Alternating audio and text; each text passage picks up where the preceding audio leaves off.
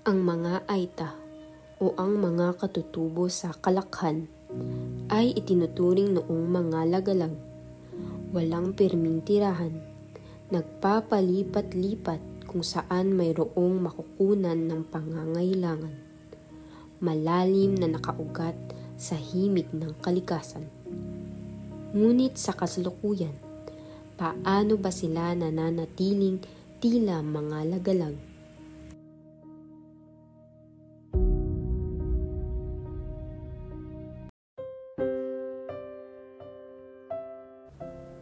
Noong Hunyo 15, taong 1991, sumabog ang bulkang Pinatubo, isa sa pinakamalakas na pagputok ng bulkan sa kasaysayan.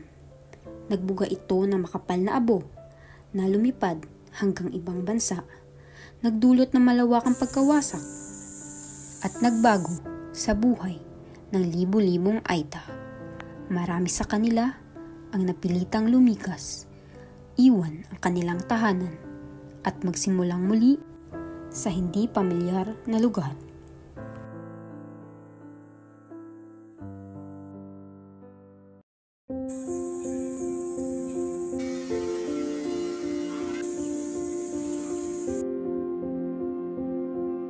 Siguro yan kung nakita nyo dyan sa baba na puro buhangin, yung dyan sa tulay, yun galing Pinatubo yun.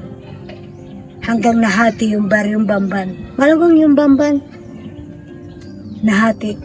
Masarap ang tulog nila dyan sa Bamban. Hindi mo na, kahit sigawan mo sana, hindi ka na marinig. Hindi mo na marinig. Ang nakabuhay sa amin, ang lahat kami dyan galing bundok. Ito, huwag kang bibitaw dyan kahit anong mangyari, kahit mamamatay tayo. Huwag kayo, kahit mamamatay tayo dyan sa daan. Huwag bitawan.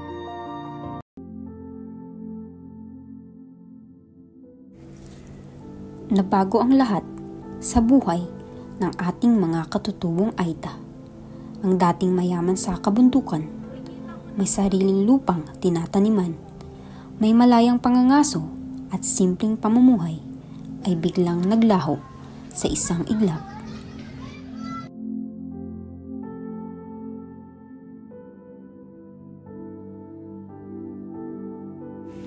Kung hindi man sila ang pinaka, tiyak na ang mga katutubo ay isa sa mga pinaka-inaapit pinagsasamantalahan sa lipunan.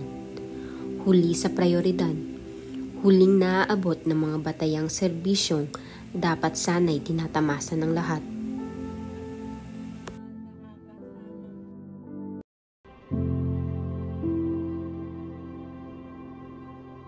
Ang edukasyon ay isang batayang karapatan. Ngunit, para sa mga katutubong matagal nang pinagkakaitan nito, ito rin ay susi o marahil isang sandata na kanilang depensa mula sa mga mapagsamantala.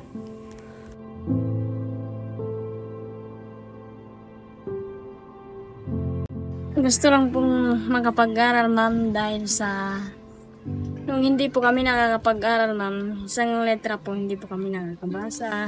Kung aalis ka, ma'am, o magbibilang ka o bibili ka, at least alam mo yung susukli mo, alam mo yung kahit saan ka pumunta, ma'am, nakapagbasa ka na kung ano yung sakyan mo. Dati kasi, ma'am, pag bibili yung sukli, siyempre, kung may tao na lolokohin ka, yun, kung ano lang yung ibigay sa'yo, yun na lang, hindi ka na makakapagreklamo. Siyempre, ma'am, hindi ka marunong.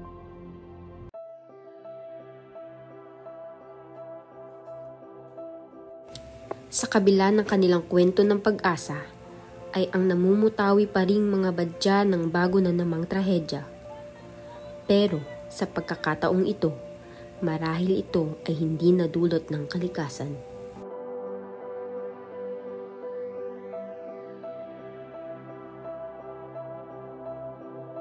Sa amin po, madam, yun, lupang yun. Kaya lang po, madam, noon nga pagdating ng Green City, sa ayaw namin sa gusto kasi madam madadaanan ng daan. Yung gobyerno nga, ma'am, babuldoserin na nila, gagawin na nila ng highway.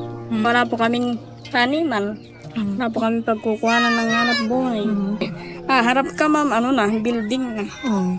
Punta ka ma'am, dun, ganun din. Bulldozer. Saan ka pa magtatanim mo? Mas gusto ko po yung nanatili yung lupa kasi po madam habang buhay.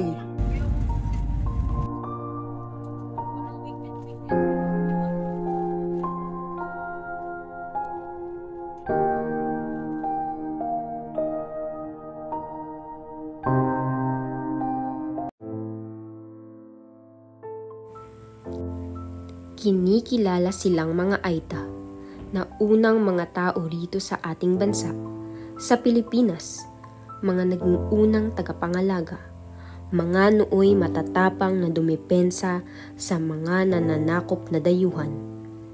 Ngunit ngayon, tila ba sila'y itinatapon at pinagtatabuyan? Kung mangyari ngang matapos na ang kanilang kwento dito sa kalangitan, saan na kaya sila susunod na lilikas?